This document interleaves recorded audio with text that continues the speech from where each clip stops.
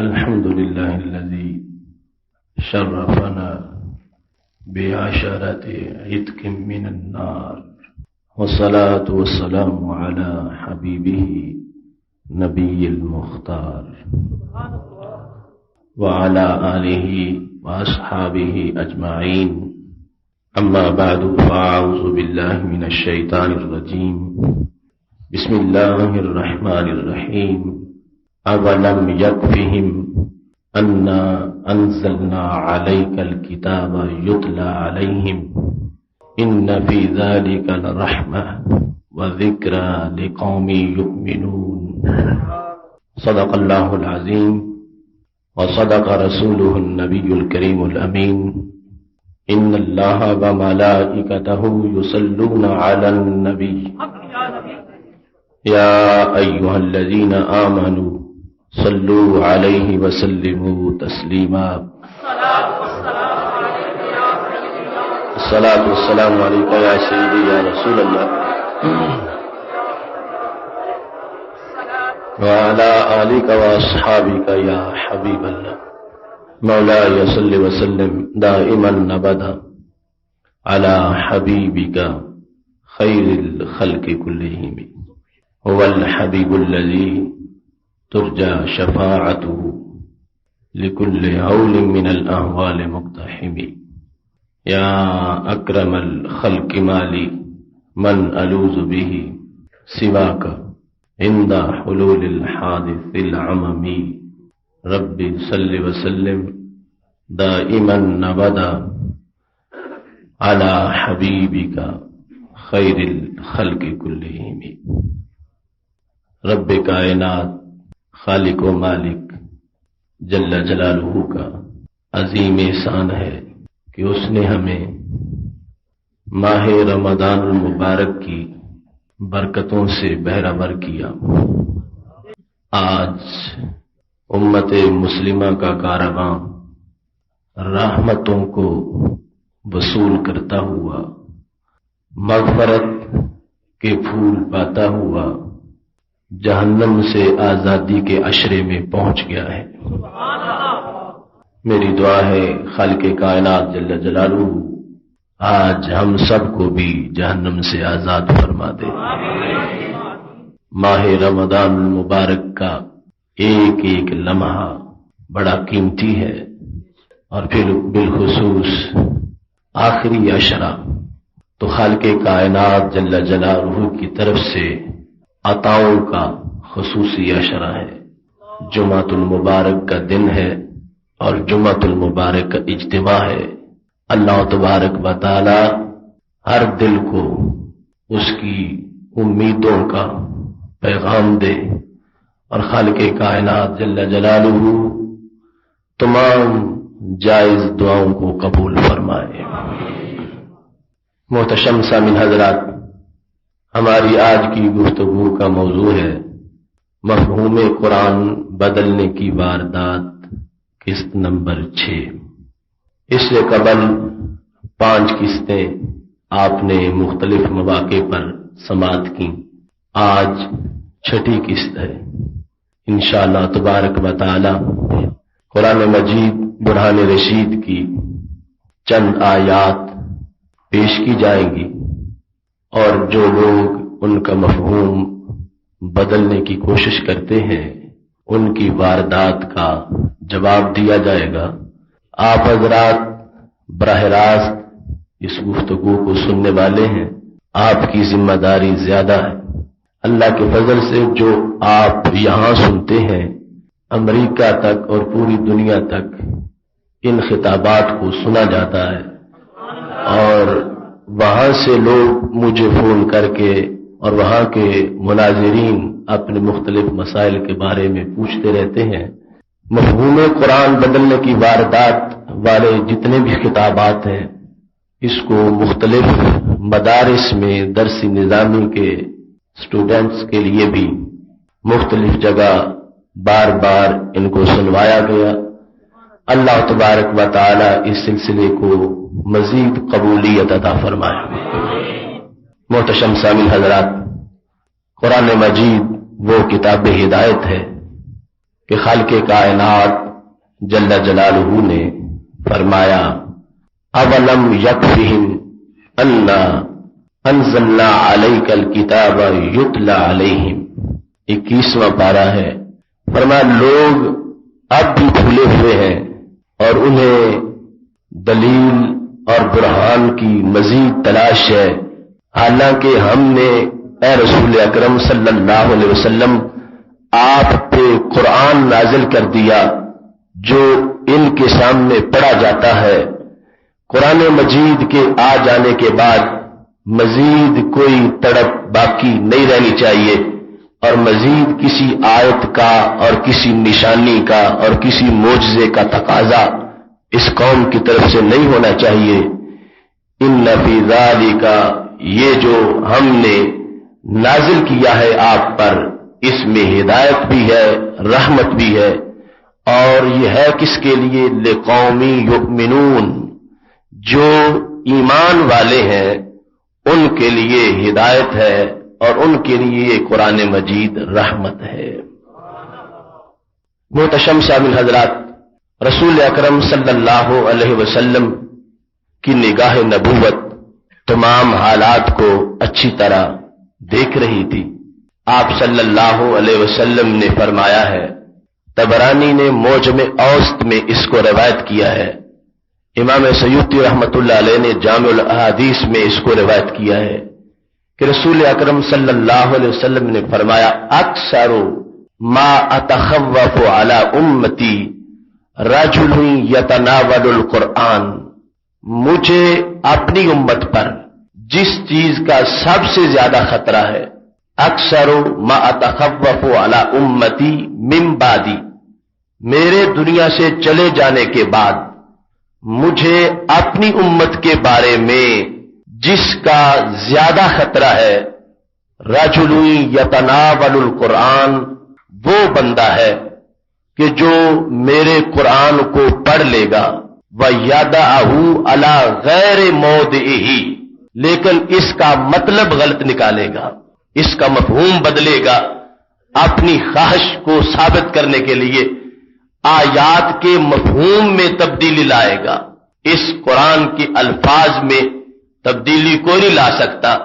خالق کائنات نے ہمیشہ کے لیے اس کلام کو محفوظ کر دیا ہے، لیکن ہمیشہ جتنے بھی ہوس پرست لوگ ہیں اور باطل فرقوں والے ہیں، انہوں نے اپنے مذہب، اپنے مسلک کو تقویت دینے کے لیے قرآن مجید ہی کی آڑ لی ہے، اس کے درس دیے ہیں۔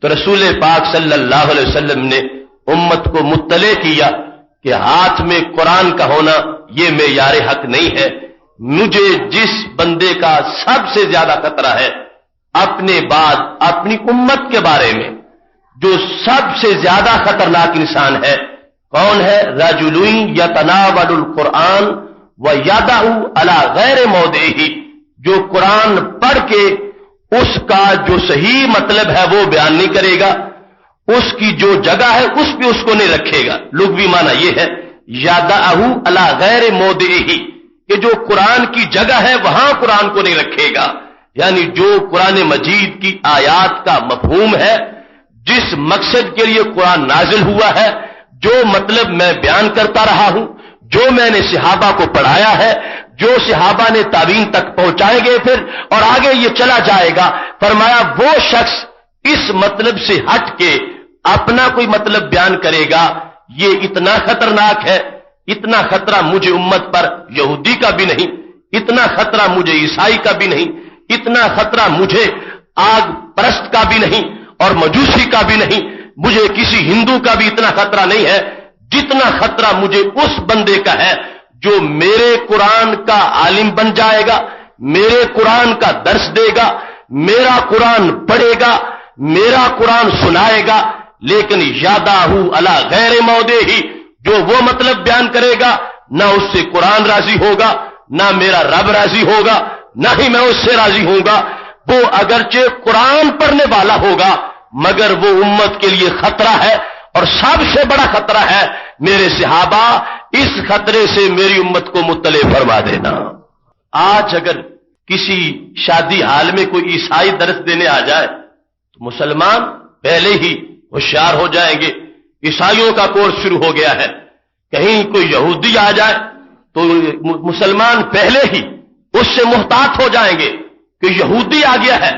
لیکن جب کوئی قرآن والا ہوگا تو اب اس سے بچنا مشکل ہے. اس واسطے رسول پاک صلی اللہ علیہ وسلم نے اس میں تفضیل کا لفظ بولا ہے.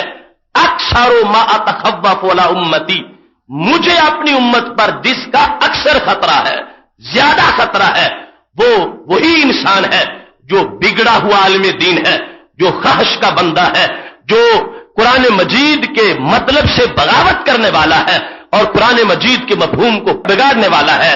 فرمایا وہ قرآن مجید کو غلط مفہوم میں لے جائے گا، یہ شدید خطرہ ہے. فرمایا یہ جو قرآن پکڑ کے اس طرف چلا ہے یہ خطرہ بن گیا ہے. اور جس نے قرآن مجید کو رسول پاک صلی اللہ علیہ وسلم کے عشق کے آئینے میں اور سرکار کی غلامی کے سائبان کے نیچے بیٹھ کے پڑھا ہے، پھر یہ قرآن ایک لفظ پڑھا جائے گا تو دل میں کیاری کے اندر کئی پھول کھل جائیں گے. اگر شاید کسی پہلے زمانے میں اس حدیث کا مطلب سمجھانا کوئی شروع کرتا تو اسے مشکل پیش آتی، لیکن آج سمجھنا کوئی مشکل نہیں ہے. آپ کے سامنے ہے جو کچھ قرآن کے درس کی شکل میں کیا جا رہا ہے اور جو کچھ اس کی آڑ میں لوگوں کو سکھایا جا رہا ہے. رسول پاک صلی اللہ علیہ وسلم نے یہودی اور عیسائی سے اتنا خطرہ محسوس نہیں کیا تھا جتنا اس جو فروش گندم نما دشمن کا ہے، جو مسلمانوں کی صفوں میں شامل ہو کر اور اسی قرآن کو پڑھ کے جو نغمہ جبریل ہے اور ہرا کی روشنی ہے، مگر مطلب یہ نکالتا ہے جس سے نہ وحی خوش ہے اور نہ رسول اکرم صلی اللہ علیہ وسلم کا سینہ جس پہ وحی کا نزول ہوا ہے وہ خوش ہے، اور نہ ہی صحابہ کرام علیہم رضوان کی تعلیمات خوش ہے. لہذا آج کا سب سے بڑا مسئلہ یہ ہے کہ ہم یہ پہچانے کہ وہ لوگ کون سے ہیں، کہاں کہاں وہ چھپے ہوئے ہیں جو قرآن مجید کے مفہوم پر واردات کر رہے ہیں اور قرآن مجید کے مفہوم کو بگاڑ کے پیش کر رہے ہیں، تاکہ ان لوگوں کے شر سے بندہ خود بھی محفوظ رہے اور پوری امت کو محفوظ کرنے کے لیے کمر بستہ ہو جائے. محتشم سامعین حضرات، آج کی گفتگو ہم اس آیت کریمہ سے شروع کرتے ہیں. وما انت بمسمع من فی القبور. یہ ہمارے نواز بھٹی صاحب میرے پاس اس کا سٹیکر لائے. سورہ فاطر کی یہ آیت ہے، وما انت بمسمع من فی القبور. اس کا ترجمہ لکھ کے نیچے 2 لائنیں لکھی ہوئی تھیں. آپ اے رسول اکرم صلی اللہ علیہ وسلم قبروں والوں کو نہیں سنا سکتے. اس کے نیچے 2 لائنیں یہ لکھی ہوئی ہیں کہ جس شخص کا یہ عقیدہ ہو کہ رسول اللہ صلی اللہ علیہ وسلم اور حضرت علی رضی اللہ تعالیٰ عنہ اور حضرت علی حجویری رضی اللہ تعالیٰ عنہ رحمہ اللہ تعالیٰ اور ایسے بزرگ جو قبروں میں لیٹے ہوئے وہ ہماری آواز کو سنتے ہیں اور جواب دے سکتے ہیں، وہ بندہ سب سے بڑا مشرک اور گمراہ ہے. قرآن مجید کی یہ آیت پیش کر کے اس کے بعد بت پرستوں، مجوسیوں اور آتش پرستوں کو نہیں چھیڑا گیا. قرآن مجید کی آیت پڑھنے کے بعد مسلمانوں کے بارے میں شرک کا نہیں، سب سے بڑے شرک کا تیر مارا گیا اور کہا گیا کہ یہ جن لوگوں کا عقیدہ ہے، اب یہ جن میں ہم ہی نہیں آ رہے، یہ تو صحابہ کرام سے شروع ہے جو رسول اکرم صلی اللہ علیہ وسلم کے روضہ مقدس پہ جا کے حاضری دیتے تھے اور سرکار کے سامنے درخواستیں پیش کرتے تھے. وہ 1-2 باتیں نہیں، درجنوں اور سینکڑوں احادیث ہیں جن میں باقاعدہ صحابہ نے رسول پاک صلی اللہ علیہ وسلم کو ندا دی ہے. پھر تابعین ہے، تبع تابعین ہے، پوری امت اس عقیدہ ندا پہ قائم رہی ہے. لہذا آج کے اس جعلی موحد نے اپنے سٹیکر پہ پوری امت کو مشرک قرار دے کر اپنی جعلی توحید والے چند لوگوں کو مومن قرار دیا. یہ وہ خطرہ تھا جس کو رسول پاک صلی اللہ علیہ وسلم نے اس وقت محسوس کر لیا تھا. وما انت بمسمع من فی القبور. آپ انہیں نہیں سناتے جو قبروں میں ہیں. اس سے مراد کیا ہے؟ حدیث سے ذکر کروں یا مفسرین کی آراء سے، وہ تو بعد کی بات ہے. خود آیت جو کچھ بیان کرتی ہے پہلے وہ دیکھو، ما قبل میں کیا ہے، ما بعد میں کیا ہے. وما انت بمسمع من فی القبور. کیا کبھی ایسا ہوا کہ رسول اکرم صلی اللہ علیہ وسلم کہیں قبرستان میں چلے گئے ہو اور آپ کسی قبر کے پاس جا کے کھڑے ہو گئے ہو اور آپ نے فرمایا ہے قبر والے کلمہ پڑھ، اور اللہ نے آیت نازل فرما دی ہو اے نبی آپ قبر والوں کی نہیں سنا سکتے؟ کیا پس منظر تھا؟ کس کی قبر پہ رسول پاک صلی اللہ علیہ وسلم کھڑے تھے؟ کسے جا کے کہہ رہے تھے؟ کسے سنا رہے تھے کہ یہ آیت نازل ہوئی ہے؟ سوچنا پڑے گا۔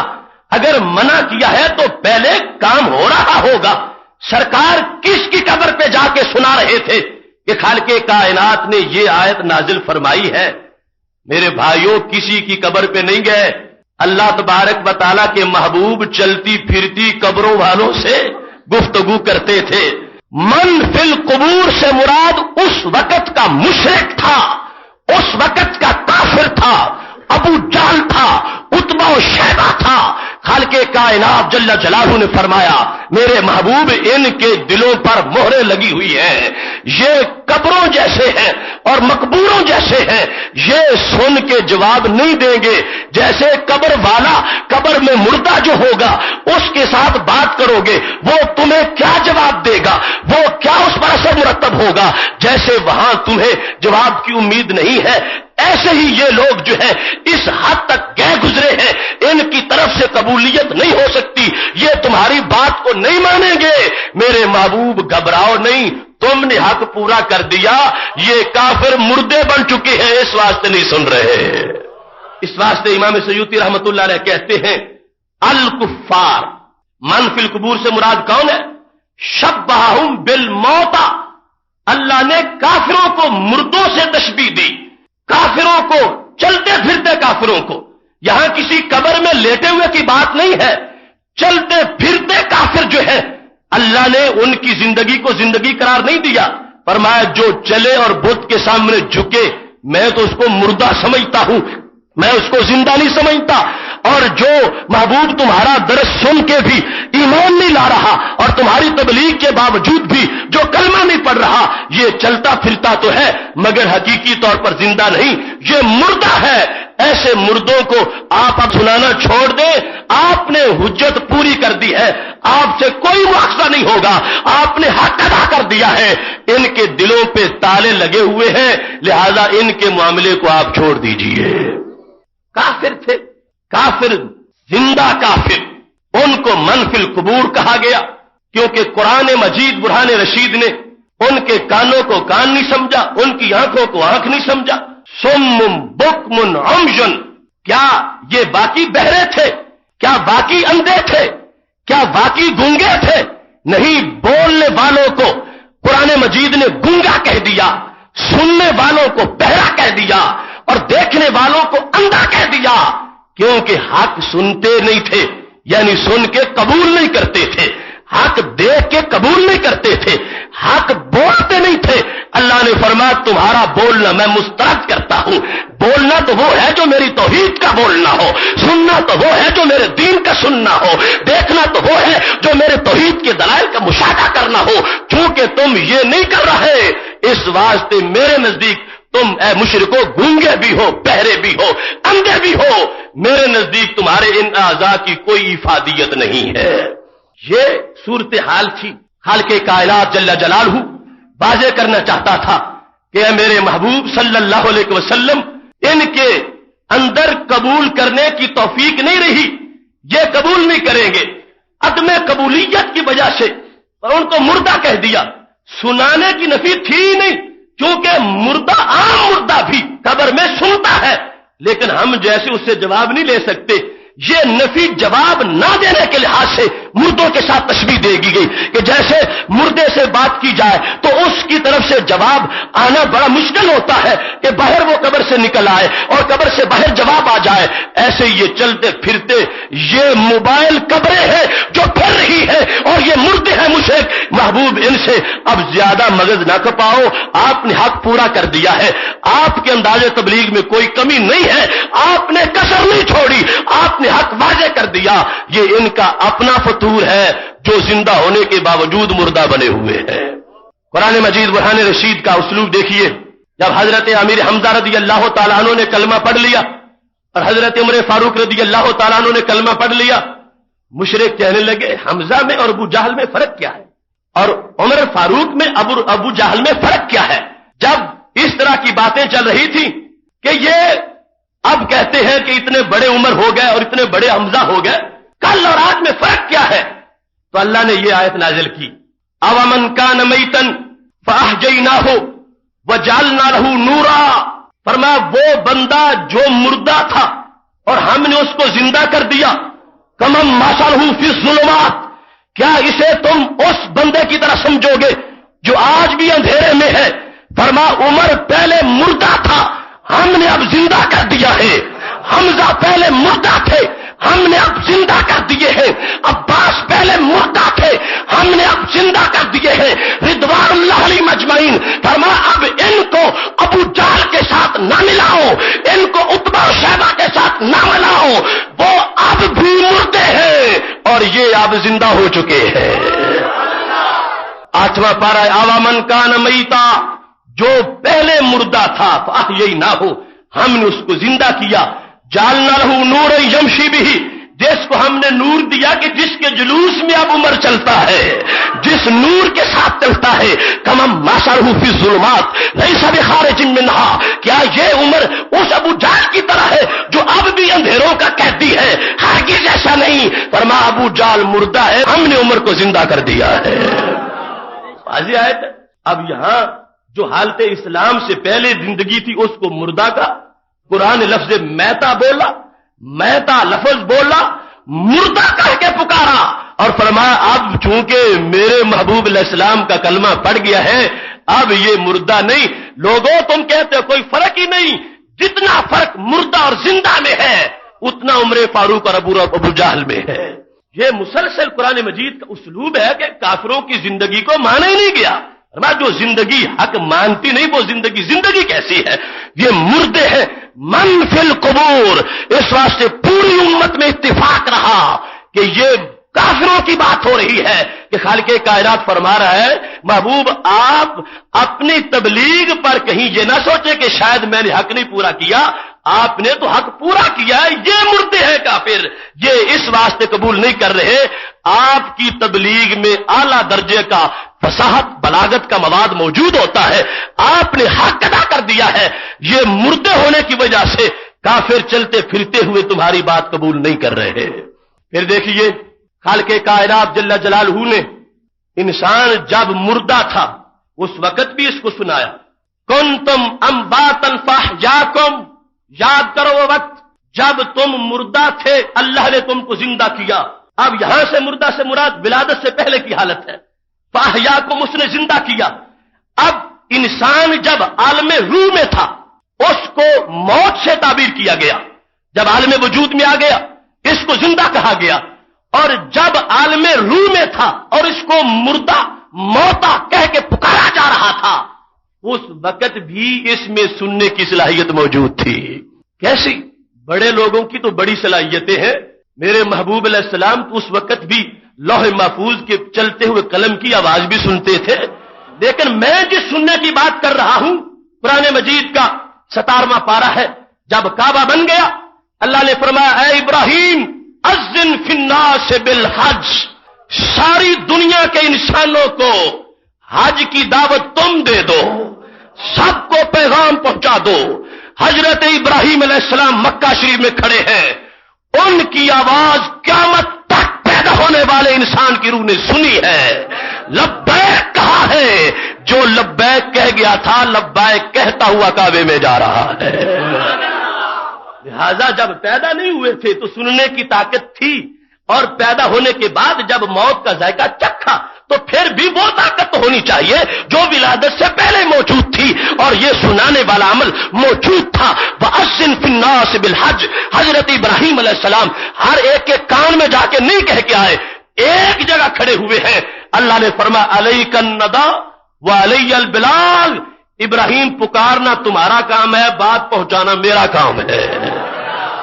لہذا انہوں نے بات کی ہے اور سب روحوں نے سن لی ہے، اگر سننا بعید ہوتا محال ہوتا تو یہ ہو ہی نہیں سکتا، کہاں کہاں کتنے کروڑوں اربوں لوگوں نے سن لیا ہے۔ لہذا یہاں جس سننے کی نفی کی جا رہی ہے وہ ہے قبولیت والا سننا، سن کے پھر اس کا جواب دینا فرمایا میرے محبوب صلی اللہ علیہ وسلم ان کے دلوں پہ موریں لگ گئی ہیں، اوروں پہ محنت کر لو، ان کو چھوڑ دو، اس واسطے کہ یہ ایسے ہیں جیسے قبروں میں مردے پڑے ہوتے ہیں، یہ مردے ہیں، شبہ حالہم بالموتى۔ اور یاد رکھنا تشبیہ جواب نہ دینے کی بنیاد پر ہے، سنانے کی نفی مقصود نہیں ہے۔ فرمایا جیسے کوئی ایسا آدمی ہوتا ہے کہ وہ سن ہی نہ رہا ہو تو جواب نہیں آتا، یہ اس طرح کے ہو گئے ہیں، یہ مستورے ہیں، سنتے بھی ہیں جواب نہیں دیتے۔ محبوب آپ ان کے بارے میں پریشان نہ ہو۔ اب اس آیت کا ماقبل پڑھو، وما يستوي الاعمى والبصير ولا الظلمات ولا النور ولا الظل ولا الحرور وما يستوي الاحياء ولا الاموات ان الله يسمع من يشاء وما انت بمسمع من في القبور۔ رسول پاک صلی اللہ علیہ وسلم کو اللہ فرما رہا ہے، میرے محبوب صلی اللہ علیہ وسلم، ما يستوي الاعمى والبصير، کبھی بھی اندھا اور بینا برابر نہیں ہوتے۔ ما يستوي الاعمى والبصير، کبھی بھی نابینا اور بینا آپس میں برابر نہیں ہوتے۔ ولا الظلمات ولا النور، کبھی بھی روشنی اور اندھیرا آپس میں برابر نہیں ہوتے۔ ولا الظل ولا الحرور، اور کبھی بھی دھوپ اور سایہ آپس میں برابر نہیں ہوتے۔ وما يستوي الاحياء ولا الاموات، کبھی بھی مردہ اور زندہ آپس میں برابر نہیں ہوتے۔ محبوب تمہیں جو ان سے امید ہے کہ ان سے بھی کوئی عمر نکلے، ان سے بھی کوئی ابو بکر نکلے، نہیں، عمر نور تھا، ابو جہل اندھیرا ہے، یہ ظلمت ہے۔ آپ سناتے ہیں نور والوں کو اس کی امید نہ رکھو، اس پہ پکے تالے کفر کے لگے ہوئے ہیں۔ اگر مردوں کی بات ہوتی تو پہلے اتنی وضاحت ضرورت کیا تھی؟ مردہ تو ہر ایک کو بدی پتا ہے، قبر پر جا کے بولتا ہے تو اس کو جواب نہیں ملتا، جواب نہ لانے کی بات کو بیان کرنا اتنی مثالوں سے اس کا کوئی مطلب ہی نہیں بنتا۔ یہ ماقبل پورا جو ہے واضح کر دیا اللہ نے کہ کافر کو تم اس طرح سمجھو جتنا فرق کفر میں اور ایمان میں فرق کیا ہے یہ دیکھ لو۔ جس طرح کے نابینا اور بینا میں فرق ہوتا ہے، جس طرح روشنی اور اندھیرے میں فرق ہوتا ہے، جس طرح دھوپ اور سائے میں فرق ہوتا ہے، میرے محبوب اتنا ہی فرق ہے۔ یہ ما انت بمسمع من فی القبور، اللہ جسے چاہتا ہے سنا دیتا ہے، آپ ان کو نہیں سنائیں گے۔ مطلب کیا تھا؟ اللہ ایمان پیدا کرتا ہے، آپ اس کو بانٹتے ہیں۔ میرے نبی میں نے ابو جہل کے حصے کا پیدا ہی نہیں کیا، آپ پھر اس کو بانٹیں گے کس طرح؟ یہ خالق کائنات نفی کر رہا تھا، ختم اللہ علی قلوبہم والی بات بتا رہا تھا، سواء علیہم انذرتہم ام لم تنذرہم لا یؤمنون، ڈرائیں یا نہ ڈرائیں یہ ایمان نہیں لائیں گے۔ اسی مفہوم کو یہاں بیان کر دیا گیا کہ خالق کائنات ایمان بناتا ہے، آپ اسے تقسیم فرماتے ہو، لیکن جس کے حصے کا اللہ نے پیدا ہی نہ کیا ہو وہ آپ تقسیم کس طرح فرمائیں گے؟ محبوب ان کے بارے میں نا امید ہو جاؤ، ان کے حصے کا میں نے پیدا ہی نہیں فرمایا۔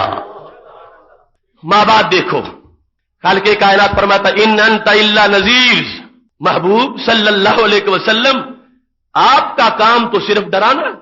اب آیت کے ساتھ ملاؤ اس کو، وما انت بمسمع من فی القبور ان انت الا نذیر، ہم نے آپ کو تو ڈرانے کے لیے بھیجا، آپ نے کام پورا کر دیا، آپ نے ڈرایا، یہ نہیں ڈرے تو ان کی گور گردن۔ ان انت الا نذیر، ہم نے آپ کو نذیر بنایا ہے۔ اب اس آیت کے بعد کہ آپ ان مردوں کو نہیں سناتے، بعد میں یہ نہیں کہا کہ آپ میں سنانے کی طاقت نہیں ہے، آپ قبروں والوں سے کیسے خطاب کریں گے؟ فرمایا نہیں، ان انت الا نذیر، ہم نے آپ کو ڈر سنانے والا بنایا ہے، آپ نے ان کو ڈرایا ہے، آپ نے تبلیغ کا فرض پورا کر دیا ہے۔ بعد میں لفظ نذیر کا ذکر کرنا اس بات کی دلیل ہے جو بندہ مر جاتا ہے وہ ایمان کا مکلف ہی نہیں رہتا، اس کا ایمان قبر کا معتبر ہی نہیں ہوتا، لہذا نذیر نے بتا دیا یہ قبر سے پہلے والی حالت کی بات ہے۔ ان انت الا نذیر، صرف اس لفظ کو دیکھ لیا جائے پھر بھی اس کو قبروں پر کوئی نہیں لے جائے گا۔ اس آیت کو اللہ تعالیٰ فرما رہا ہے ہم نے آپ کو صرف نذیر بنایا ہے، ایمان کا خالق نہیں بنایا۔ یہ نہیں مانتے نہ مانے، آپ کی ذمہ داری میں کوئی کمی نہیں ہے۔ اور یہ آیتیں محبوب علیہ السلام کی حوصلہ افزائی کے لیے ہیں۔ خالق کائنات نے یہ سمجھا کہ جب یہ ایمان نہیں لا رہے، میرے نبی مسلسل کوشش کرتے ہیں اور احساس یہ ہے کہ شاید میرے کہیں سمجھانے میں کوئی کمی رہ گئی ہو، اللہ نے سرٹیفکیٹ جاری کر دیا، میرے محبوب تم نے سمجھانے کا حق ادا کر دیا ہے، آپ نے تبلیغ کا اعلیٰ فریضہ سر انجام دے دیا ہے، کوئی کمی باقی نہیں رہ گئی۔ میں اپنی طرف سے اعلان کرتا ہوں، یہ نہ ماننے والے مردے ہیں، اگر مردے نہ ہوتے پھر سمجھ جاتے، چلتے پھرتے مردے ہیں، اس واسطے محبوب تم نے تبلیغ کا کام پورا فرما دیا ہے۔ آیت کا اپنا مطلب پوچھو ان سے کہ سرکار کو جو روکا گیا تو کس کی قبر پہ دعوت دینے گئے تھے؟ کس انسان کی قبر پہ جا کے کھڑے ہو کے کہہ رہے تھے آمن باللہ، اے قبر والے اللہ کو مان؟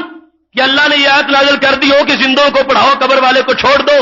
رب کعبہ کی قسم ہے ایک ضعیف سے ضعیف قول بھی نہیں ملے گا۔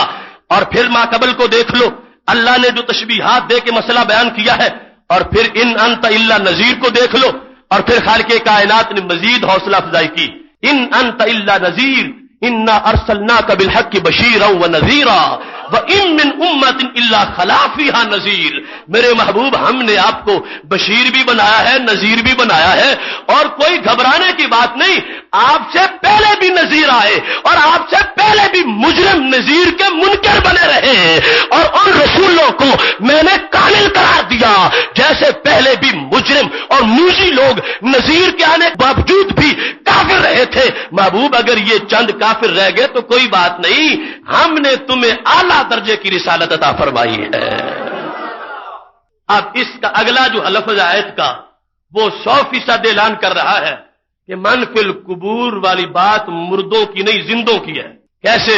وَإِن يُكَذِّبُوكَ، اگر یہ من فی القبور تمہیں جھٹلاتے ہیں، فَقَدْ كَذَّبَ الَّذِينَ، اگر یہ تمہیں جھٹلاتے ہیں تو محبوب پہلے بھی پیغمبروں کو لوگ جھٹلاتے ہی آئے ہیں۔ اب یکذبو کا فاعل پوچھو ان سے کون ہے؟ اگر یہ جن کا پیچھے ذکر ہو گیا ہے من فی القبور والے، اگر یہ تجھے نہیں مانتے، اگر یہ تجھے جھٹلاتے ہیں، ایک ہوتا ہے جھوٹ بولنا، وہ ہوتا ہے کاذب، ایک ہوتا ہے جھٹلانے والا یعنی کسی کو جھوٹا کہنے والا، وہ ہوتا ہے مکذب۔ فرما یکذبو کا، اگر یہ کافر تمہیں جھٹلا رہے ہیں تو کوئی بات نہیں، میں جو تمہیں اپنا رسول کہتا ہوں۔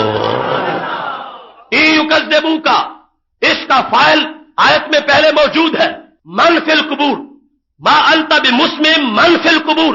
اب مسلسل آگے آیت جا رہی ہے اور تو کسی کا ذکر ہی نہیں، درمیان میں صرف محبوب علیہ السلام کا ذکر ہے، آپ نذیر ہیں، آپ بشیر ہیں۔ اب آگے اگر یہ جھٹلائیں، کون یہ؟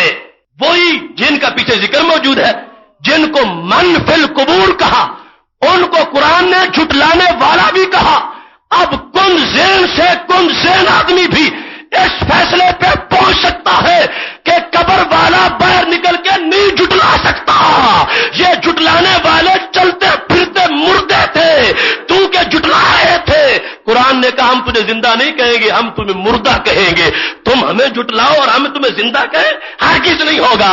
اے مردو، تم مردے ہو اور تم نے میرے محبوب علیہ السلام کو جھٹلایا ہے۔ اب یکذبو کا فاعل جو ہے وہ بات کو واضح کر رہا ہے کہ من فی القبور سے مراد قبروں والے نہیں، زمین کے اوپر چلتے پھرتے کافر مردے ہیں۔ یہ اس آیت کی وضاحت میں جتنی باتیں میں نے آیت سے کی ہیں، ان میں سے کسی ایک کا جواب دنیا کے کسی کونے سے مجھے کوئی لا کر دے دے، میں اس کی بات کو مان جاؤں گا۔ رب کعبہ کی قسم ہے، کتنی زیادتی ہے آیت سے۔ جو بات کہیں کی تھی اسے داتا صاحب پہ لے آئے ہیں، جو بات کسی اور کی تھی، ابو جہل کی تھی، اسے رسول پاک صلی اللہ علیہ وسلم کے بارے میں لکھا گیا اور پھر کہا گیا وہ سب سے بڑا مشرک ہے جو یہ کہے کہ معاذ اللہ سرکار سنتے ہیں۔ یہ ہے خانہ ساز شریعت، یہ ہے اسلام سے بغاوت، یہ ہے اسلام سے سرکشی، یہ ہے یہودیوں سے خطرناک خطرہ۔ قرآن پڑھا جا رہا ہے اور کام وہ کیا جا رہا ہے جو آج یہودی بھی نہیں کر سکتے۔ کون یہودی مسلمانوں کتنے مجمع میں یہ کہے گا یہ آیت پڑھ کے کہ کوئی رسول پاک صلی اللہ علیہ وسلم کو سنا نہیں سکتا، آپ کو مت پکارو، کوئی داتا صاحب کو سنا نہیں سکتا، کوئی حضرت علی رضی اللہ تعالیٰ عنہ کو قبر میں سنا نہیں سکتا۔ رب کعبہ کی قسم ہے کوئی یہودی آپ کو نہیں ملے گا، کوئی عیسائی آپ کو نہیں ملے گا۔ اگر ملیں گے تو ایسے دتورے ملیں گے جنہوں نے دین کے جبے پہن رکھے ہیں، قرآن ہاتھ میں پکڑا ہوا ہے اور سرکار نے خطرہ پہلے بتا دیا تھا۔ اب دیکھو 1% بھی جس مطلب کی گنجائش نہیں تھی اس کو 100% بیان کر رہے ہیں. اور کتنا جرأت ہے کہ پھر ماننے والوں کو جو صحیح قرآن مانتے ہیں انہیں ابو جہل سے بڑا مشرک کہا جا رہا ہے. اللہ ان لوگوں کو ہدایت عطا فرمائے.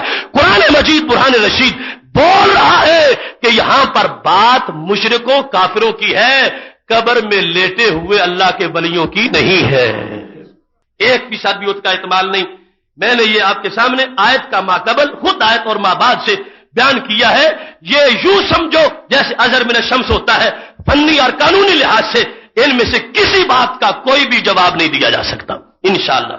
اس کے بعد اگر ہم صحابہ کرام علیہم الرضوان کا رویہ دیکھتے، امدادی ساتھ میں نے آیات پڑھ دی، سم بکم عمی باری، اب من کان میتن وہ بھی سامنے رکھو، واذن فی الناس بالحج وہ بھی سامنے رکھو، اور پھر رسول اکرم صلی اللہ علیہ وسلم کی سنت مطہرہ سامنے رکھو. صحیح مسلم شریف میں حدیث شریف ہے، جس وقت بدر کے مقام پر کافر مردوں کو اٹھایا گیا اور انہیں بدر کے ایک گڑھے میں اکٹھا کر دیا گیا.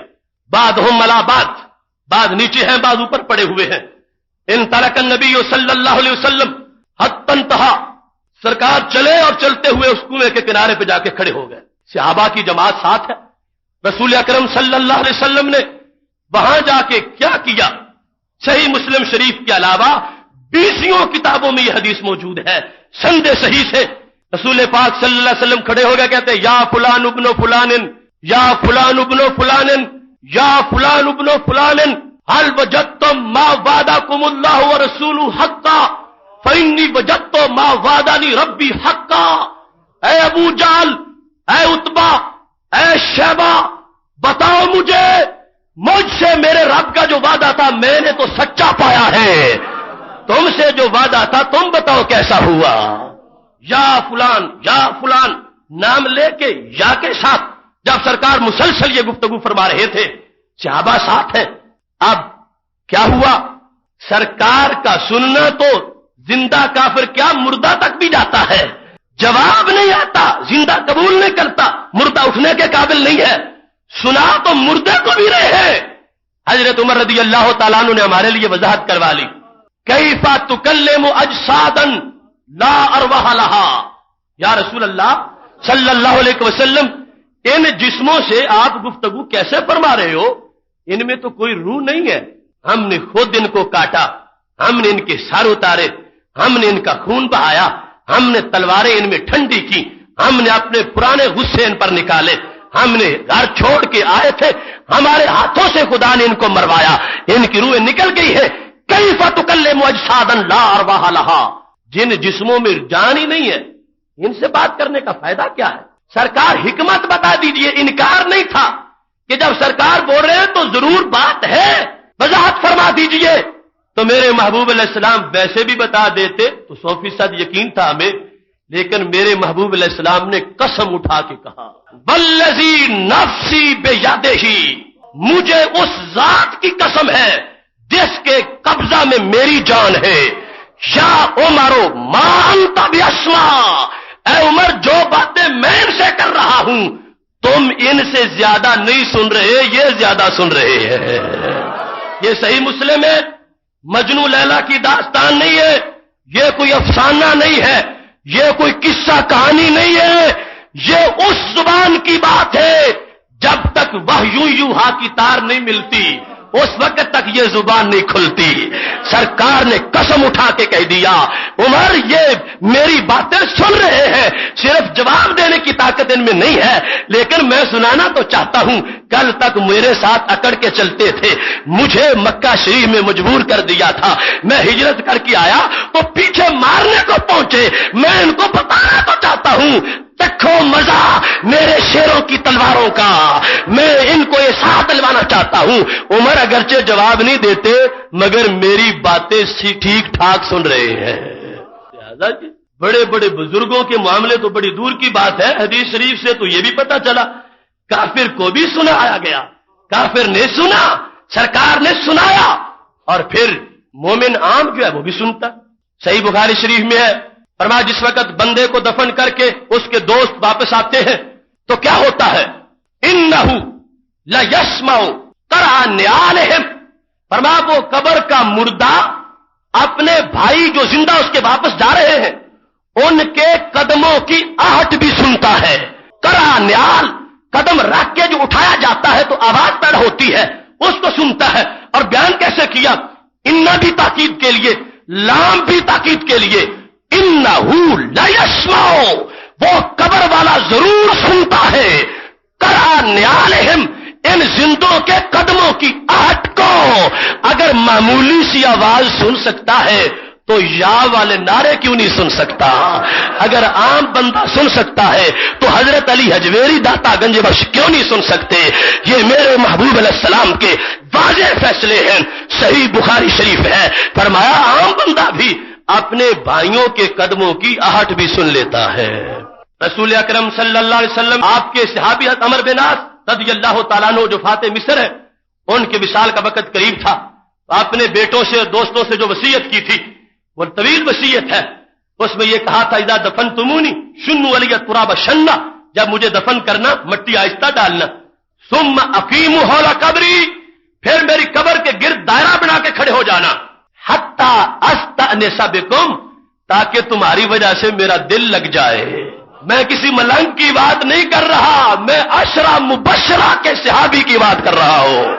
وہ توحید پرست جن کے زور توحید نے مصر کو توحید کا مرکز بنایا. ان کا عقیدہ کیا ہے؟ تم قبر سے باہر ہوگے, میں اندر ہوں گا. استأنس بکم, میں مانوس ہو جاؤں گا. وَأَعْلَمَ مَاذَا أُرَاجِعُ بِرُسُلِ رَبِّي, تم بڑھتے جاؤ گے, میں سنتا جاؤں گا, جواب دینے آسان ہو جائیں گے. ان کے لیے مشکل تھی نہیں, لیکن عقیدہ واضح کر دیا کہ باہر والا سنا جا سکتا ہے اور سن کے اس کو سمجھا جا سکتا ہے. تو یہ اختصار سے اس آیت پر جو واردات کی جا رہی ہے اس کا میں نے آپ کے سامنے مطلب بیان کیا. اس میں بخاری و مسلم کی حدیث اور خود آیات قرآن مجید آپ کے سامنے پیش کی ہے. یہ آپ کے پاس میرا قرض ہے, آپ جب تک کم از کم 100 آدمی تک اس کو پہنچا نہ دیں یہ قرض نہیں اترے گا. آپ پر لازم ہو گیا ہے, آپ نے اس کی زکات نکالنی ہے اور پورے شرع صدر کے ساتھ 100% یقین سے ساتھ آپ نے اس کو بیان کرنا ہے.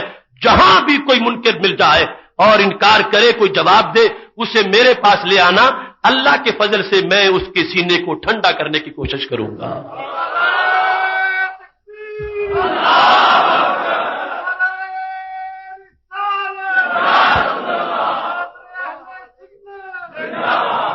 یاد رکھنا, اس میں کسی طرح بھی نہ اپنے علم کا اظہار مقصود ہے, اللہ ایسی بات سے بچائے, لیکن دل جلتا ہے. قرآن ہرا کی روشنی ہے اور لوگوں نے اس کو گمراہی کا ذریعہ بنایا ہوا ہے. اتنے مقدس لوگوں پر یہ حملے کیے جا رہے ہیں اور ان کے کافروں ابو جال کی جگہ ان کے نام رکھ کے خالی جگہ پر کی جا رہی ہے. اس سے بڑا ظلم کیا ہو سکتا ہے؟ اس واسطے اس ظلم کو محسوس کیجئے اور اس کو ختم کرنے کے لیے اپنے حصے کا کردار ضرور ادا کیجئے. 11ویں پارے میں ہے یہ دوسری واردات. وَإِن يَمْسَسْكَ اللَّهُ بِضُرٍّ فَلَا كَاشِفَ لَهُ إِلَّا هُوَ, اگر تجھے کوئی مصیبت آ جائے تو اس کو سوائے خدا کے کوئی نہیں ٹال سکتا. یہ اللہ نے عقیدہ بتایا. اگر کوئی مصیبت آ جائے گی تجھ پہ, اللہ کے سوا اس کو کوئی نہیں ٹال سکے گا. اہل حق کا ہمیشہ یہ عقیدہ رہا کہ اللہ کے اذن کے بغیر تو پتہ بھی نہیں ہلتا. مصیبت دور ہونا تو بڑی دور کی بات ہے, اللہ کے اذن کے بغیر پتہ بھی نہیں ہلتا. مصیبت اس کے بغیر کیسے کوئی ٹالے گا؟ ہاں یہ ہے, اللہ اپنوں سے اپنوں کی مصیبتیں ٹلوا دیتا ہے. اس کے اذن کے بغیر کچھ بھی نہیں ہوتا. اور وہ چاہے تو اس کے بندے تو بندے رہے, بندوں کے کپڑے بھی مصیبتیں ٹال دیتے ہیں. قرآن مجید میں ہے جس وقت حضرت یعقوب علیہ السلام کی طرف حضرت یوسف علیہ السلام نے قمیص بھیجی تھی, اذهبوا بقمیصی ھذا فالقوه علی وجه ابی یأت بصیرا, یہ میری قمیص لے جاؤ میرے بھائیوں, میرے ابا جی جو نابینا ہو گئے ہیں تو میری قمیص جا کے ان کے چہرے پہ ڈالنا, جوں ہی ڈالو گے آنکھیں کھل جائیں گی. قرآن ہے, 13واں پارہ ہے, رب کا قرآن ہے, اللہ کے نبی کا عمل ہے اور اس کو آیت میں حصہ بنا دیا گیا ہے. فرمایا میرے بھائیوں گھبراؤ نہیں, اذهبوا بقمیصی ھذا, میں خود اگرچہ یہاں ہوں، میری قمیص ہی ساتھ لے جاؤ، میری قمیص لے جاؤ۔ یہ توہم پرستی نہیں، یہ توحید پرستی ہے، یہ ملنگوں کا عقیدہ نہیں، یہ نبیوں کا عقیدہ ہے۔ اذهبوا بقمیصی ھذا، میری یہ قمیص لے جاؤ، فالقوہ علی وجہ ابی یأت بصیرا، جا کے ابا جی کے چہرے پہ لگانا، آنکھیں کھل جائیں گی۔ اب یہ قمیص یہودا جو بھائی تھے حضرت یوسف علیہ السلام کے، وہ لے کے آگے بڑھے، چونکہ حضرت یوسف علیہ السلام کے بارے میں جب فراڈ ہوا تھا تو خون آلود قمیص یہ ابا جی کے پاس لے کے گئے تھے۔ آج چاہتے ہیں کہ غم کا وقت ختم ہوا، خوشی کی گھڑیاں آئی ہیں تو میں ہی خوشی لے کے آ جاؤں۔ فلما ان جاء البشیر، قرآن کہتا ہے جب وہ بشیر پہنچا، نام تو اور تھا مگر بشارت دینے والا ہے، القاہ علی وجہہ فارتد بصیرا، وہ قمیص جا کے ابا جی کے چہرے پہ رکھی ہے تو کیا ہوا، آنکھیں فوراً روشن ہو گئی ہے۔ اب فیصلہ کون کھڑی ہے، کیا قمیص خدا ہے، الہ ہے، اس میں کوئی الہ نے حلول کر رکھا ہے؟ نہیں نہیں، قمیص ہے، مخلوق ہے، اس کی اپنی کوئی حیثیت نہیں، اگر ایک نسبت کی منفی کر دی جائے اس کا کوئی مرتبہ نہیں۔ وہ نسبت کیا ہے؟ اللہ کے یوسف علیہ السلام کے بدن سے لگی ہے، اگرچہ دھاگے ہیں مگر جان والوں نے جان ڈال دی ہے۔ اب کیا ہو گیا ہے، وہ قمیص بے جان جب حضرت یعقوب علیہ السلام کی آنکھوں پہ رکھی گئی ہے، آنکھیں فوراً روشن ہو گئی ہے، مرض دور ہوا، نابینا ہونا کتنی مصیبت تھی اور مصیبت ٹل گئی۔ اب ادھر وہ آیت ہے، ادھر یہ آیت ہے اور یہ آیات ہے۔ اب قرآن مجید تو قرآن ہے ہی اس واسطے، اس میں کوئی تعارض نہیں ہے، اپوزیشن نہیں ہے، آپس میں باتیں متضاد نہیں ہے۔ قرآن سچ کہتا ہے، ان یمسسک اللہ بضر فلا کاشف لہ الا ہو، اگر کسی پر مصیبت آ جائے کوئی بات اس مصیبت کو ٹال نہیں سکتا، اللہ کے اذن سے اللہ والوں کی قمیص بھی ٹال لیتی ہے۔ اس کے سوا کوئی مطلب نہیں ہے، کسی کے پاس کوئی مطلب نہیں ہے۔ قمیص الہ نہیں ہے، وہ اللہ کے نبی کی قمیص ہے۔ اس میں یہ فیض کیسے آیا؟ کسی بت سے نہیں، طاغوت سے نہیں، اللہ کی رحمت سے آیا ہے۔ اگر ویسے آتا ہوتا تو قمیصیں اور بھی بڑی تھیں۔ اگر کوئی یہ کہے کہ نہیں نہیں اس میں پھر نبی کی کیا حیثیت ہے جب اللہ کی طرف سے آیا ہے، تو میں نے کہا قمیصیں تو اور بھی لاکھوں ہیں، وہ لگا لی جاتی۔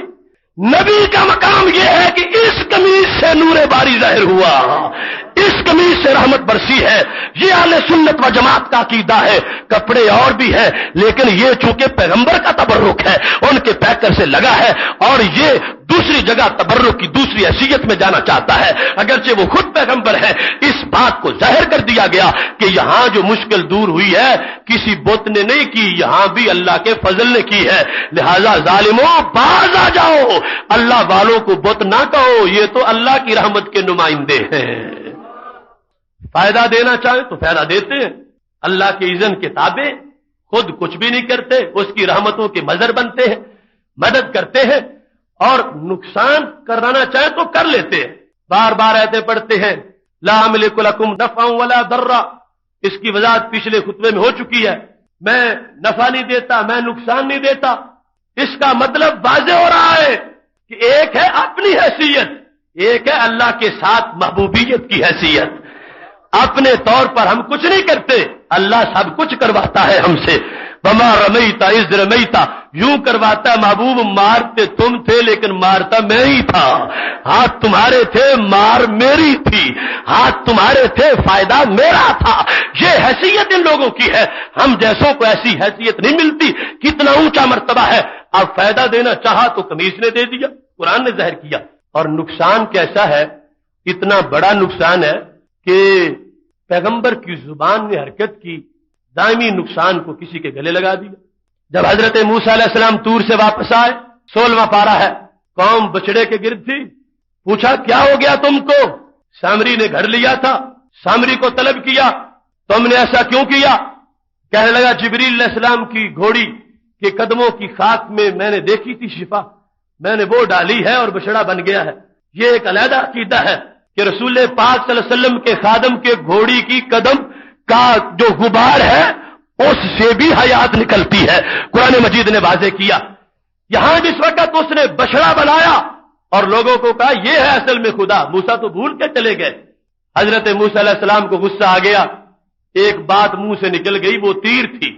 فاذهب ان لك في الحیات ان تقول لا مساس، چلا جا، ساری زندگی تو منہ سے بولتا رہے گا لا مساس، لوگوں میرے قریب نہ آنا، لوگوں میرے قریب نہ آنا.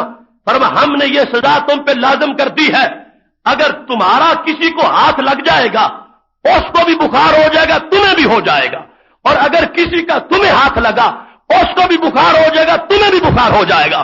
اے سامری، آخرت کا عذاب تو خدا دے گئی، میں نے تجھے کہہ دیا ہے، میری زبان سے یہ جملہ نکل گیا ہے، ساری زندگی تنہا مر جائے گا، بیوی تیرے قریب نہیں جائے گی، بیٹا تیرے قریب نہیں جائے گا، بھائی تیرے قریب نہیں جائے گا، دوست تیرے قریب نہیں جائے گا، تو خود لوگوں سے بچے گا، تو کہ خود تمہیں بخار کا خطرہ ہوگا. جب بھی کسی سے تیرا بدن لگے گا تجھے بھی بخار ہوگا، اسے بھی بخار ہوگا. یہ پوری زندگی میں نے تجھے تنہا کر دیا ہے اور پوری زندگی کے لیے اس عذاب میں مبتلا کر دیا ہے. یہ تھوڑا نقصان تھا، ایسی دعائیں نقصان کی ہے. فرمایا چلا جا، ان لک فی الحیات ان تقول لا مساس، مجھے بولنے کی ضرورت نہیں، خود تو بولے گا لا مساس، میرے قریب نہ آنا، پیچھے ہٹ جاؤ، لوگوں میرے قریب نہ ہو، مجھے مت چھوؤ، کیونکہ لوگ چھوئیں گے تجھے بخار ہو جائے گا. خود تم پہلے ہی لوگوں سے کہو گے کہ دور رہنا. اب پوری زندگی کے لیے ان کو حضرت موسیٰ علیہ السلام نے جو نقصان پہنچایا ہے تو روزانہ کوئی نہیں دعا کی، ایک مرتبہ جملہ بولا تھا، ہمیشہ کے لیے عذاب میں مبتلا کر دیا ہے. زبان کا فرق ہوتا ہے. یہ لوگ کتنے گمراہ ہو چکے ہیں قرآن مجید کی عظمت سے. اب یہ قرآن ہے کہ اللہ کے کریم نے نقصان کتنا دے دیا، لیکن یہ تو حق ہے، آیا اللہ کی اذن سے ہے، لیکن بول تو یہی رہے تھے. ان کا عقیدہ، ان کا جملہ یہ اہل سنت کا عقیدہ ہے. رب کعبہ کی قسم ہے، کوئی اہل سنت جاہل سے جاہل انسان بھی یہ عقیدہ نہیں رکھتا کہ کسی ولی کو اللہ کے مقابلے میں کوئی پاور حاصل ہے، یا اللہ نہ چاہتا ہو تو ولی بزور بازو کروا لے گا. نہیں، یہ سارے اللہ کے عزت والے بندے ہیں اور ان کو اللہ نے اتنا پیارا رکھا ہوا ہے، یہ قسم اٹھا دے اللہ پوری فرما دیتا ہے. صحیح میں حدیث شریف ہے. اب دیکھو، نفع بھی دے دیا، نقصان بھی دے دیا.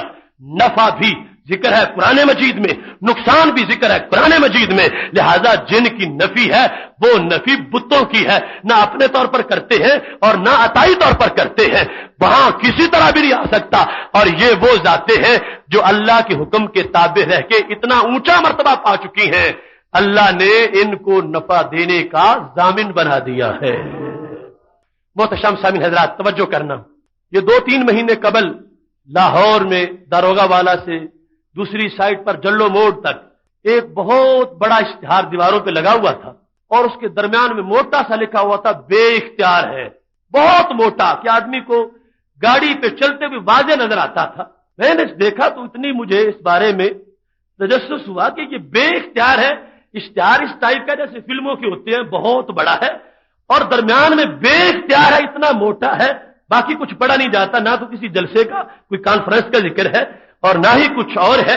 اتنا موٹا بے اختیار ہے، یہ کیا چیز ہے؟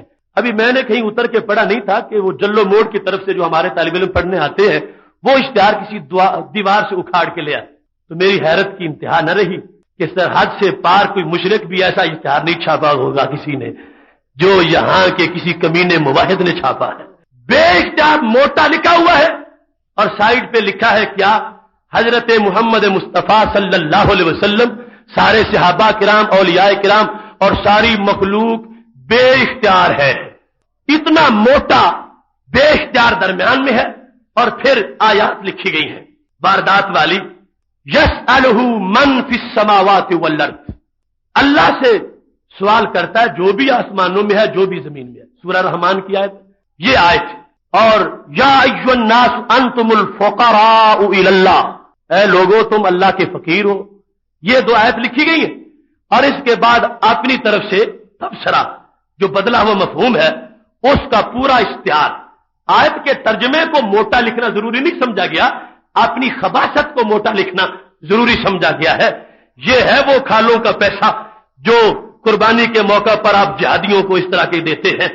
سرکار کو بے اختیار ثابت کرنے کے لیے معاذ اللہ دیواریں سیاہ کر دی ہے، بڑے بڑے اشتہار ہیں، اور میں پورے وثوق سے کہتا ہوں آج تک ایسا پوسٹر کسی یہودی نے نہیں شائع کیا ہوگا، کسی عیسائی نے نہیں شائع کیا ہوگا، اور بارڈر کے پار کسی ہندو نے نہیں شائع کیا ہوگا۔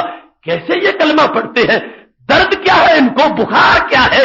سارے باقی تبلیغیں مکمل ہو گئی، اوریانی ختم ہو گئی، فحاشی ختم ہو گئی، بے عملی ختم ہو گئی، کہ اب صرف یہی تبلیغ باقی رہ گئی ہے۔ موٹا سا لکھا ہے بے اختیار، سوائے باطن کی بدبختی کے اور کچھ نہیں، وہ حبیب پیارا تو عمر بھر کرے فیض و جود ہی سر بسر، ارے تجھ کو کھائے تپے سکر، تیرے دل میں کس سے بخار ہے؟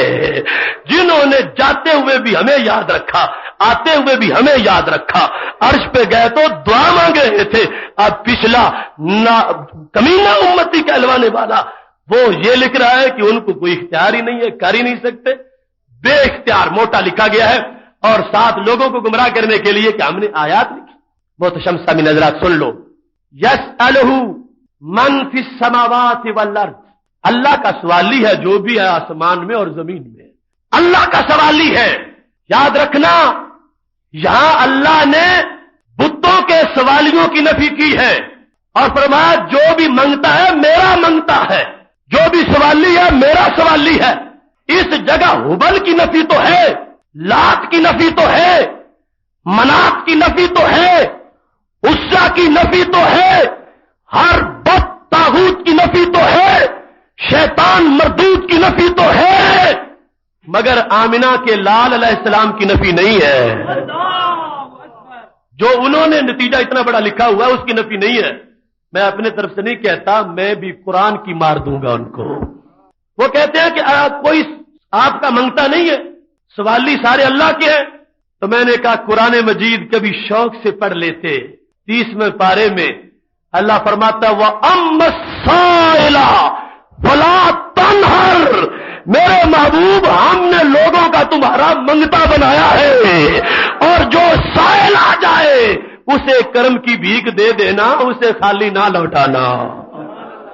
اب وہاں تو صرف یسالو تھا کہ یسالہ من فی السماوات والارض، اس سے سوال کرتے ہیں جو کچھ ہے آسمانوں میں اور جو کچھ ہے زمینوں میں۔ فعل تھا، سائل کا لفظ نہیں تھا، سائل کا لفظ نہیں تھا۔ ان جو ہے کمینے لوگوں نے کہا کہ سائل اگر کوئی سرکار کا ہوگا تو آیت کی خلاف ورزی لازم آئے گی۔ اللہ نے لفظ سائل ہی نازل فرمایا ہوا ہے، وَأَمَّا السَّائِلَ فَلَا تَنْهَرْ، محبوب آپ کا سائل ہوگا۔ آیت بیان کرتی ہے سرکار کے سائل کی نفی قرآن کی آیت کی نفی ہے۔ اللہ فرماتا ہے سائل کو جھڑکی نہ دو، یہ تب کہا ہے کہ سائل آتے تھے، منگتے آتے تھے، سائل جاتے رہیں گے، منگتے مانگتے رہیں گے، اور اللہ نے قید نہیں لگائی کہ آج جھڑکی نہ دے کل دے لینا، ہمیشہ کے لیے فرمایا جب بھی منگتا آئے گا منگتے کی جھولی کو معمور فرما دینا۔ کتنے علم سے پیدل لوگ ہیں اور اتنا چوری کرتے ہوئے پتہ ہی نہیں لگتا۔ دروغ گور حافظہ نیست کہ ہم دیگر آیات کو بھی دیکھ کے کوئی جھوٹ گڑے۔ جس سائل کی نفی کرتے ہیں اس سائل پہ آیت اتری ہوئی ہے وَأَمَّا السَّائِلَ فَلَا تَنْهَرْ۔ تو خالق کائنات جل جلالہ نے رسول اکرم نور مجسم شفیع معظم صلی اللہ علیہ وسلم کو ایسا مرتبہ عطا فرمایا ہے، فرمایا منگتے آپ کے ہیں، میں آیت نازل کر رہا ہوں، آپ کے سائل میں نے ثابت کر دیے ہیں، اب سائل کو سنبھال کے رکھنا ہے، جو بھی آئے گا اسے خیرات عطا فرماؤ گے۔ اللہ ادھر یہ فرمایا کہ جھڑکی نہیں دینی اور ادھر دے کچھ نہ، تو یہ مطلب کیا بنے گا؟ سرکار کو پابند کر دیا ہے کہ آپ نے جھولی بھرنی ہے اور خود یہ ہو کہ ہم نے تجھے کچھ نہیں دینا، تو پھر تو یہ متضاد بات ہوگی۔ اس آیت میں اعلان کر دیا گیا محبوب ہم نے خزانے آپ کو دے دیے ہیں، آپ نے منگتوں کی جھولیاں بھرنی ہیں۔ یہ مفہوم پہلے ثابت ہوگا پھر سائل والی بات نکلے گی۔ اس واسطے بخاری شریف میں ہے اوتیت مفاتیح خزائن الارض، مجھے میرے رب نے سارے خزانوں کی چابیاں عطا فرمائی ہوئی ہیں۔ دوسری آیت اختصار ملوز خاطر ہے، ٹائم ہمارا اوپر چلا گیا ہے. دوسری آیت وہ یا ایھا الناس انتم الفقراء الی اللہ، لوگوں تم سارے اللہ کے فقیر ہو. تو کہنے لگا کہ یہ حضرت محمد صلی اللہ علیہ وسلم، داتا گنج بخش اجویری، یہ سارے تو اللہ کے منگتے ہیں، فقیر ہیں، تو ان سے تم جا کے کیوں مانگتے؟ اللہ نے فرمایا یا ایھا الناس انتم الفقراء الی اللہ. پہلی بات تو یہ ہے کہ انتم کا خطاب دیکھنا چاہیے کہ کن کے بارے میں ہے، پیچھے کن کا تذکرہ ہو رہا ہے اور اللہ نے کن کو فقراء اور بھوکے کہا ہے. یہ خود آیت کا ماقبل بیان کر رہا ہے کہ اس سے مراد میرے محبوب علیہ السلام کی ذات نہیں ہے، آپ تو خود اعلان فرمانے والے ہیں. اور پھر اس میں کوئی شک نہیں کہ میرے محبوب علیہ السلام اللہ کے سائل ہیں، اللہ سے مانگتے ہیں، اللہ ان کو دیتا ہے. وہ اللہ کے فقیر ضرور ہیں مگر انسانوں کے امیر بھی ضرور ہیں. جو ادھر تعلق ہو وہی ادھر بھی ہو، یہ کیسی منطق ہے مجھے سمجھ نہیں آتی. ایک بندے کو کہا جائے کہ یہ تیرے والد صاحب ہیں، ان کا ذرا دھیان رکھ، وہ کہے نہیں یہ بھی تو اپنے ابا جی کے بیٹے ہی ہیں، میں بھی بیٹا ہوں، یہ بھی بیٹے. فرق کیا ہے؟ یہ بھی بیٹے ہیں، میں بھی بیٹا ہوں، بیٹا بیٹا ہونے میں ہم برابر. اسے کہا جائے گا کم بخت، تیرے بیٹے نہیں وہ اور کے بیٹے ہیں اور تو ان کا بیٹا ہے. بلا تمثیل لفظ بیٹا کو نفی کر دو اور مقام محبوبیت کو سامنے رکھو. سرکار ضرور اللہ کے محتاج ہے مگر ساری انسانیت اور ساری کائنات ان کی محتاج ہے. انتم الفقراء، تم اللہ کے منگتے ہو. اور سرکار کی حالت کیا ہے؟ اللہ تعالیٰ فرماتا ہے سن لینا، انہیں منگتا نہ کہو اپنا، انہیں منگتا کہہ کے نہ بلاؤ. فَوَجَدَكَ عَائِلًا فَأَغْنَىٰ، فرمایا ہم نے محبوب تجھے منگتا رہنے نہیں دیا، تجھے ہم نے غنی بنا دیا ہے. اب آیت ہے، اس واسطے علماء مراکش نے، امام مالک کی فقہ کے لوگوں نے اس پر فتویٰ دیا کہ جو بندہ سرکار کو فقیر کہے گا اس کا سر اتارا جائے، کیونکہ آیت کا انکار لازم آ رہا ہے. جب اللہ فرماتا ہے فاغنا، میں نے غنی بنا دیا، تمہیں عائل پایا، تم محتاج تھے مگر ہم نے محتاج رہنے نہیں دیا. فاغنا، اللہ نے غنی کر دیا ہے. جن کو اللہ نے غنی کیا کس کی مجال ہے کہ ان کو منگتا کہہ سکے؟ ایسا قرآن مجید میں فیصلے موجود ہیں. قیامت تک کی لوگوں کی خواستوں کا جواب کیسے موجود ہے، وارداتیوں کی کس طرح ان کی پوری خبر لی جا رہی ہے. جو گھڑتے ہیں کہیں بیٹھ کے، قرآن مجید نے پہلے اس کا جواب دے رکھا ہے. انتم الفقراء سے سرکار تو فقیر ثابت ہوتے ہی نہیں تھے، پھر بھی اللہ نے تو آیت نازل کی ہوئی ہے وَوَجَدَكَ عَائِلًا فَأَغْنَىٰ، میرے محبوب ہم نے آپ کو عائل پا کے، محتاج پا کے یوں بنایا کہ اب ہم نے آپ کو غنی بنا دیا ہے. اور صرف غنی نہیں، میرے محبوب علیہ السلام تو غنی ساز بھی ہے. خود ہی غنی نہیں، منگتوں کو سلطان بنایا میرے آقا سرور نے. خود غنی نہیں، غنی بناتے بھی ہیں. یہ بھی قرآن ہے. کس طرح؟ اغناہم اللہ ورسولہ من فضلہ، ان لوگوں کو غنی کیا اللہ نے اور غنی کیا اللہ کے رسول علیہ السلام نے. دیکھو آیت ہے قرآن مجید کی، کوئی دور جانے کی ضرورت نہیں ہے. اغناہم اللہ ورسولہ، دونوں فاعل ہیں. غنی کیا اللہ نے، غنی کیا اللہ کے رسول صلی اللہ علیہ وسلم نے، غنی کیا اللہ نے، غنی کیا رسول پاک صلی اللہ علیہ وسلم نے، جن کے بارے میں فقیر والی آیتیں پڑھ کے بدعتی لوگ وارداتیں کر رہے تھے. یہ اصل میں بدعت کے مرتکب ہیں جو اس طرح کی ایجادات کر رہے ہیں. اللہ نے خود جواب دیا ہے میرے محبوب صرف غنی نہیں، میں نے تو ان کو غنی بنانے کا عہدہ بھی دے رکھا ہے. آیت ہے قرآن مجید ہے. اغناہم اللہ ورسولہ من فضلہ، غنی کر دیا ان کو اللہ تعالیٰ نے، غنی کر دیا اللہ تعالیٰ کے رسول صلی اللہ علیہ وسلم نے. اتنی وضاحتوں کے باوجود پھر بھی جس کو بیماری پڑ جائے تو ویسے ہی اس کا کام ہو گیا، ویسے ہی وہ جہنم کے شعلوں کا اسیر ہو گیا. قرآن مجید نے تو کوئی الجھن نہیں رہنے دی کہ آیت کا مطلب سمجھو کس کے بارے میں ہے. رخ بدلو نہیں، کافروں سے ہٹا کے مومنوں کی طرف کرتے ہو، مشرکوں سے ہٹا کے ولیوں کی طرف کرتے ہو، اللہ کے مردودوں سے ہٹا کے نبیوں کی طرف کرتے ہو. کچھ تو ہوش کی گولی کھا لو، دیکھ لو یہ خالق کائنات تو عظمت ظاہر کر رہا ہے. فرمایا ہم نے صرف غنی نہیں بنایا بلکہ غنی ساز بنایا ہے. محترم سامعین حضرات، اب ایک حدیث شریف بیان کر کے اپنی گفتگو ختم کرتا ہوں.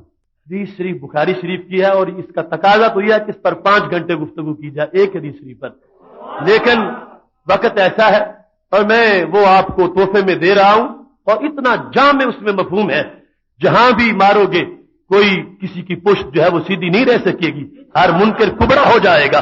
یہ سرکار کے فرمان کی تاثیر ہے اور سند کی پوری ذمہ داری میں قبول کر رہا ہوں اور صحیح بخاری شریف جلد نمبر 1 باب و قصۃ ابی طالب سے یہ حدیث شریف پیش کر رہا ہوں. آج عام ایک بات چلتی ہے کہ نبی کیا دیں گے، وہ تو چچا کو بھی کچھ نہیں دے سکے تھے، چچا کو کوئی فائدہ نہیں دے سکے تھے. یہ عام ایک فیشن بن گیا ہے ان لوگوں کے ہاں. انہیں خبر نہیں ہے کہ میرے محبوب علیہ السلام نے چچا جی کو کیا کچھ عطا فرمایا ہے. ہم محققین میں سے اس بات کے قائل ہیں کہ جناب ابو طالب عدم ایمان کے مرحلے میں تھے، اگرچہ ایمان کا قول بھی لوگوں نے کیا، دلائل بھی دیے، لیکن راجے مذہب عدم ایمان کا ہے. لیکن فائدہ سرکار نے ان کو کیا دیا، یہ فیصلہ میرے محبوب علیہ السلام کی بارگاہ میں سے دوسرے چچا جی نے کروایا تھا. بڑی لطیف اور دلچسپ بات ہے.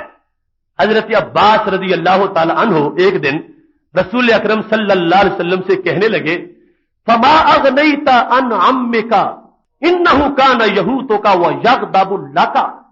ہے میرے پیغمبر صلی اللہ علیہ وسلم، آپ نے اپنے چچا کو کیا فائدہ دیا، آپ نے اپنے چچا کو کیا فائدہ، بہو یہ لفظ جو ان کی کھوپڑیوں میں بطور اعتراض جو شرار نکلتا ہے اس کا سوال ہو گیا پہلے.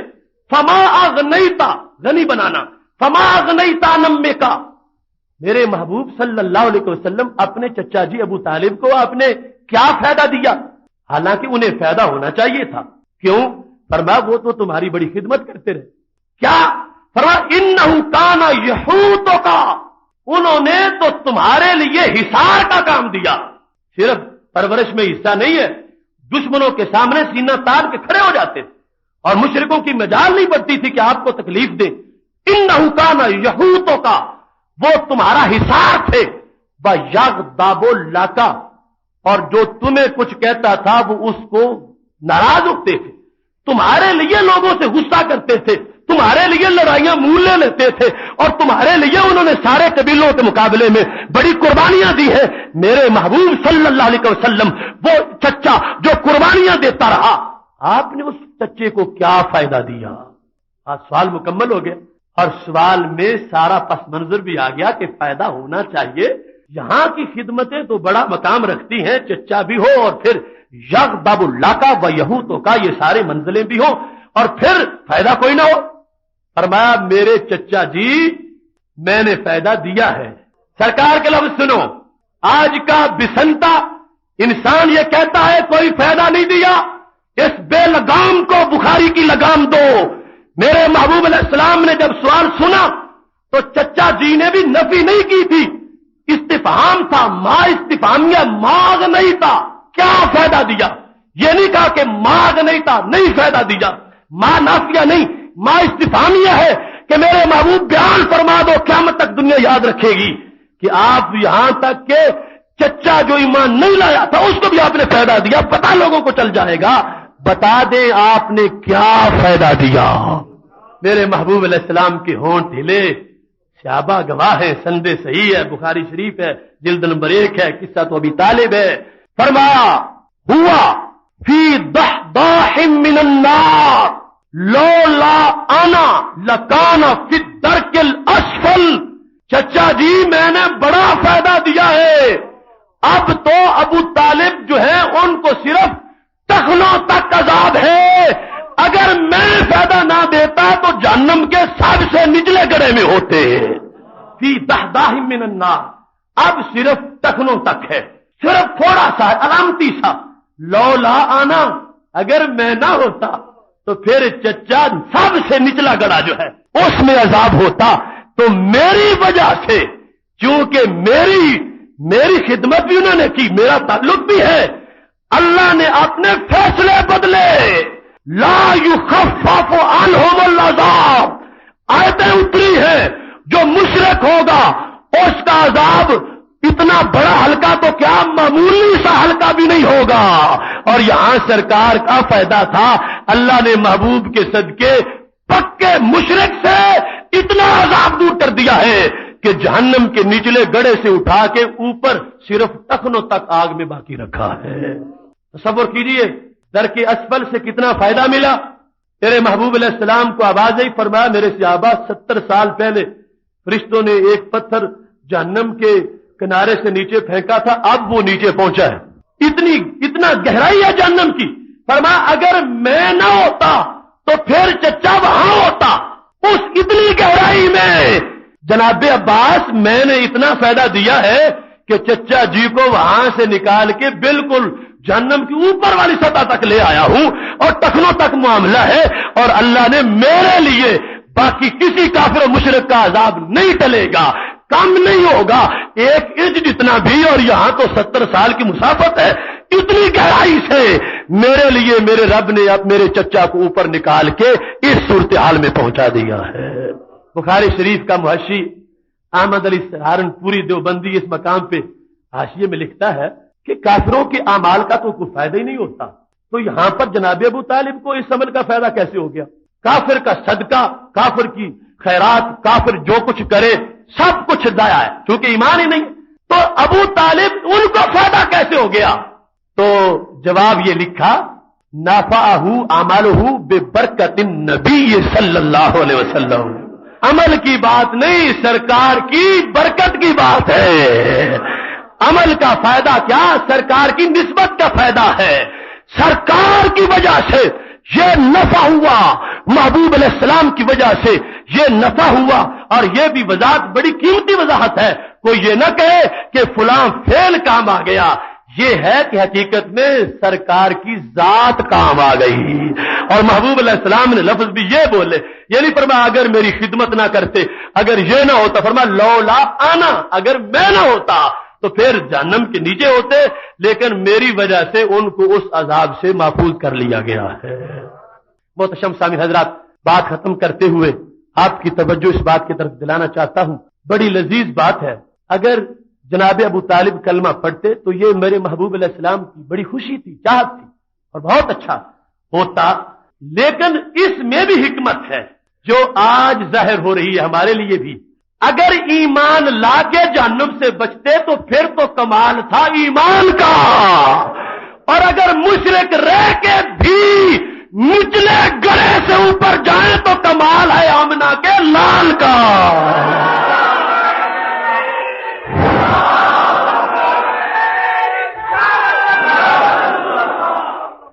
وجہ تو یہ ہے نا کہ توحید نہیں مانی, پھر بھی اللہ نے فائدہ دیا کہ سرکار کے چچا ہے. ٹھیک ہے کلمہ نہیں پڑھا تو نہیں پڑھا, ٹھیک ہے کوئی بات نہیں. یہ ہے مقام میرے محبوب علیہ السلام کا, اس کو کہتے ہیں فائدہ دینا. یہ ہے فائدہ صحیح بخاری شریف کا. اور ایسے ایک مرتبہ نہیں, بار بار جب فائدے لوگوں کو ملے, امت کو, غلاموں کو, تو سیدہ عائشہ صدیقہ رضی اللہ تعالی عنہا بول پڑی. صحیح بخاری شریف میں ہے, فرمایا اللہ فوراً اپنے محبوب کے کہنے پہ جو فائدے دے رہا ہے, یریہم کرامۃ نبی, ہی یہ اپنے نبی کے غلاموں کو نبی کی شان دکھاتا ہے. جب بھی منگتوں کی جھولیاں سرکار بھرتے ہیں تو اللہ ان منگتوں کو اپنے نبی کی شان دکھا رہا ہے. انہیں مجبور بے اختیار نہ کہنا, ہم نے تو چابیاں ان کو عطا فرمائی ہے. بہت سامعین حضرات, جو کچھ میں نے آپ کے سامنے پیش کیا قرآن مجید اور صحاح ستہ سے اور اسناد کے ساتھ, اس میں سے ہر لفظ کا اللہ کے فضل سے ذمہ دار ہوں. اب آپ پر قرض ہے, آپ اس کو آگے پہنچانا ہے اور بے دھڑک بڑے سے بڑے فلور پر یہ پہنچائے, اور کسی بڑے سے بڑے ان کے جو گھنٹہ گھر ہو وہاں تک یہ پہنچا دے. کسی طرح کا کوئی خطرہ آپ کو نہیں ہونا چاہیے.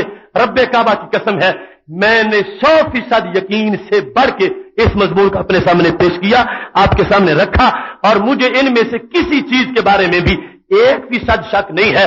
اللہ کے فضل سے برسر میدان جہاں کوئی چاہے گا اسی مضمون کو اس سے بھی زیادہ تقویت کے ساتھ پیش کر دوں گا اللہ کے فضل کے ساتھ. انشاءاللہ تبارک و تعالی ہماری اس مسجد میں بدھ کے دن تراویح میں ختم ہو رہا ہے.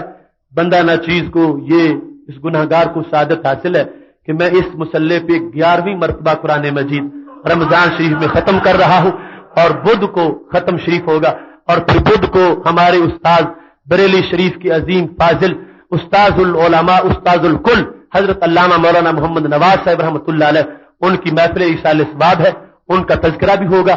وآخر دعوانا ان الحمد للہ رب العالمین۔